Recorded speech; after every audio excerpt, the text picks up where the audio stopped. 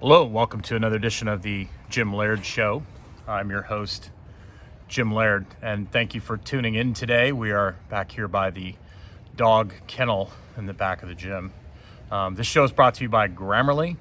If you suck at spelling and grammar as much as I do, you will love Grammarly. Grammarly has been a big help to me in my emails and my social media posts because I suck at spelling and grammar, so it helps with that. There's a free version you can try. And there's an upgraded version for multiple browsers, multiple phones. It'd be a great way for you to help support the show. I would appreciate that. So I asked for questions on the last podcast, and I got a bunch of them. I got about 10 or 15 questions, so thank you for doing that. Thanks for sending those out. One of them I've already answered. Doug asked me why I ride motorcycles. Could I talk a little bit about my bikes? And, isn't that dangerous? And I responded to him. So hopefully that air conditioner or heater in the background there isn't causing too much of a disturbance for you, but I'm trying to get my outdoor time in this afternoon, even though it's kind of gloomy. So I'm making that a priority. So I did that on YouTube. I'm not going to post that as a podcast, but I will share that in the links below. And I thought it was a fun, nice little break from regular fitness questions. And today I'm going to talk about one of the most profound simple concepts that I've ever heard. A gentleman by the name of John Welbourn, who played in the NFL for a number of years, talked about how he got through training camp and training camp 2-a-days in wrestling, football, especially if there's careers on the line. It's hard work, and it's very mentally challenging. And he basically made the analogy of 2-a-days is like a giant pile of dirt. Some days you can shovel, 4, 5, 6, 7, 8 scoops of dirt, and then other days you can only do just a little bit. But every day you want to shovel some dirt. And really, no matter where you are and what your goal is, or whether it's to improve your health or to lose body fat or to be a better YouTuber or to be a better online businessman or have a better relationship, all these things require consistency over a long period of time, and embracing the process and evaluating what your needs are, or becoming independently wealthy or retiring. These are all things that you can hire different coaches for to evaluate what it is that you need to do, what your process needs to be in order for you to achieve that. But, as humans, we all want to essentially look at outliers like the lottery winner. Playing the lottery, is not a good long-term retirement strategy, but a lot of people play it because they have that goal. Or you've got that person that's just a natural athlete that picks up a skill super quickly, that outlier.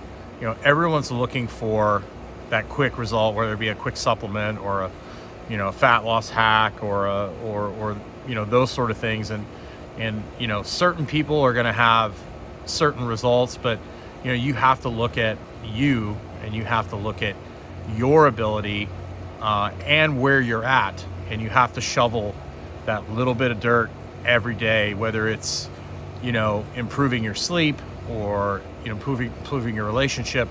You constantly have to be reevaluating where you're at and what you're trying to accomplish, and then sticking to that process day after day, year after year. And then your goals might change, your process might change, what becomes important to you might change. Like, you might not all of a sudden care about, competing in powerlifting, and you want to be more overall just fit and move well.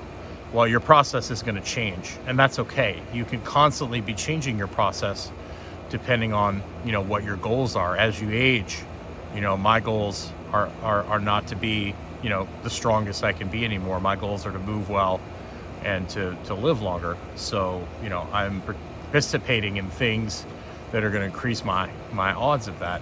So I think people get so caught up on magic bullets that often they forget about the process of being excellent and exceptional. And you also have to decide, is excellence and being exceptional really what you want? If I've got an 80-year-old client, who's struggling to get up and down out of a chair, I'm not going to set a goal of a 315-pound back squat for them. We're going to look at like, okay, it's a massive victory to be able to sit up and stand 10 times without you having to use your hands to push you up, without being in pain. Goals are going to change according to people and where you're at. And some people just might be okay with having general fitness. That might not be, not everybody has to be able to compete in the Olympics or, those sort of things. Like, you don't have to be that. You kind of have to decide for yourself.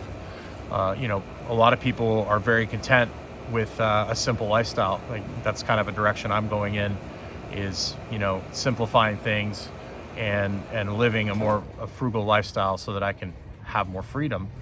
Whereas other people want to have a lot of stuff. But the thing you got to understand about that is, I think a lot of people go wrong too, is this concept of happiness. I'll have people come to me, especially young girls will be, high school girls I work with. Well, if I just lost 10 pounds, I'd be really happy. Or like I used to be when I was in, college and stuff. Well, if I only had a girlfriend, I'd be happy. Well, happiness is a choice. It's a mindset.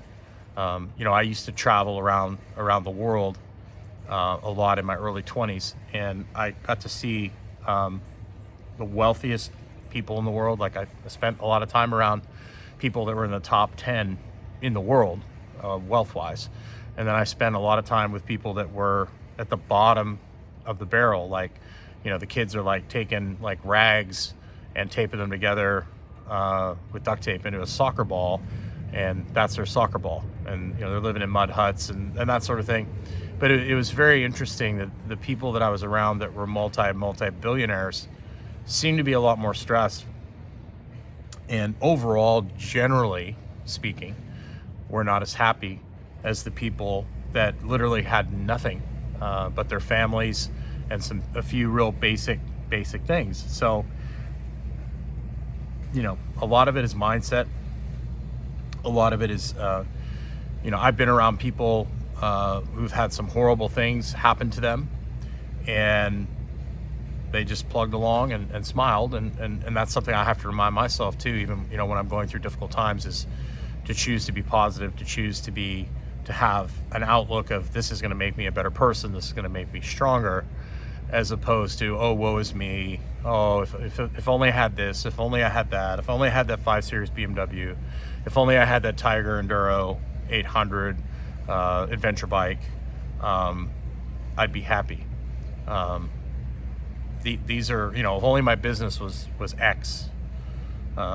These are all things that if you hang your hat on, if only I had this, if only I had that, you're going to be in for a recipe for disaster, because things are going to be taken away from you. Relationships are going to end. Your business is going to change. You're going to have good times. You're going to have bad times.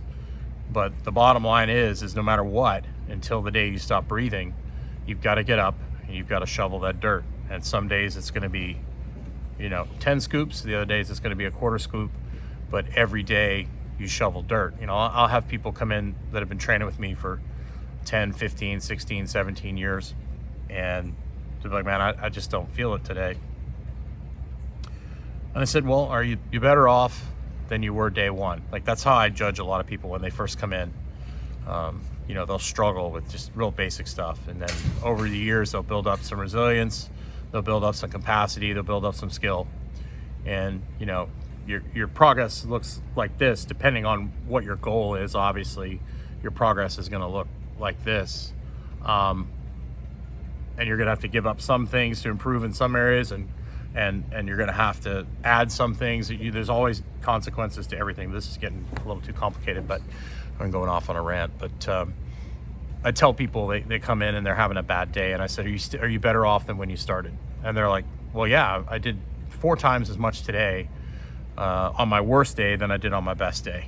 So that's a really good way of looking at things, is if you're having an off time or an off day, looking back in the past and being like, well, I still did more than I did, when I started 4 years ago. I'm still doing better. And so that's a good way to look at things as well. It's like, you have to be constantly reassessing where you're at, and what my priorities were 10 or 15 years ago are totally different what they are now. And that's something that a lot of people, they get so caught up in the moment, and they get essentially greedy, looking for that instant gratification, that animal, response, that animal reptilian brain, so to speak, gratifying that they forget about the long-term process of gratification over a long period of time. And a lot of that has to do with our society, because we've got this, click now and get it on Amazon the next day, and I fall into this too, like, ordering your food on Yelp and you got it in 15, 20 minutes, online dating, everything's instant. You can, you text somebody, and if you don't hear back with them in a half an hour, you're offended. We've got this instant gratification culture, and a lot of it feeds into that, where people get trapped into this. They want quick results now, and they aren't willing to adhere to the process and keep things super simple. So here's just a quick one today, and some random thoughts about the process, about shoveling dirt. And if you're struggling in whatever it is that you're doing, whether it's business or fitness or life or relationships, just remember, get up and shovel that dirt, and then, decide, is it worth shoveling this pile of dirt? Because, even, like John Welbourn or every other professional athlete, eventually they wake up and they either have to decide to exit on their own gracefully, or they are made to exit because they're told that their services are no longer needed. So that's a whole nother topic into itself. Is the pile of dirt that you're shoveling worth shoveling? And that's something you have to ask yourself too. Like, if you have a goal to do X and it's basically consuming your entire life, and like me, I had a goal of squatting 1,000 pounds, which I never did in a meet. And over time, I just said, what? That's, for me, that wasn't worth the consequences of what I would have to do to myself to do that. And I decided that my health and being a healthy, functioning human was more important than squatting 1,000 pounds. So I decided to create a different dirt pile to shovel, and that's okay too. And that's a lot of what I do with people, is sitting down, is figuring out, okay, what are your piles of dirt? If your goal is health and to lose some body fat, lose some weight, and feel better, well, your piles of dirt are sleep. Piles of dirt are going outside and walking every day. Your piles of dirt are, eating a protein at every meal. And, some days you're going to do better on that protein thing. You're going to shovel 3 scoops of dirt. And other days you're only going to shovel half a scoop of dirt. But that doesn't mean if you fail that you just quit shoveling dirt. You keep shoveling dirt. So the bottom line of this whole thing is, 1, decide what your pile of dirt is whether it's a performance goal, a health goal, a business goal, a relationship goal. Figure out why you want to shovel that pile of dirt, and figure out if it's worthwhile to you. Then figure out what are the things that the process is involved in shoveling, like what is going to get you to that goal, the process involved in moving that pile of dirt. And then once you have that figured out, shovel that dirt every day. And some days it's going to be 1 scoop, other days it's going to be 3. And you just got to keep shoveling until that pile of dirt is moved. And then you might need to reassess and shovel that pile of dirt again, or you might need to change what you want to shovel.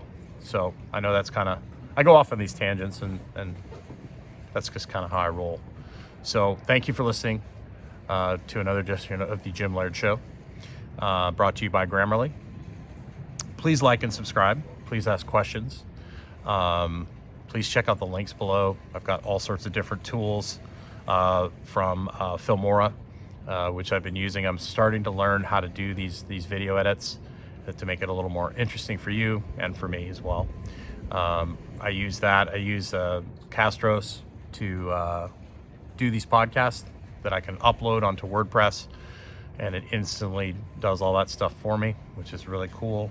Of course, Grammarly.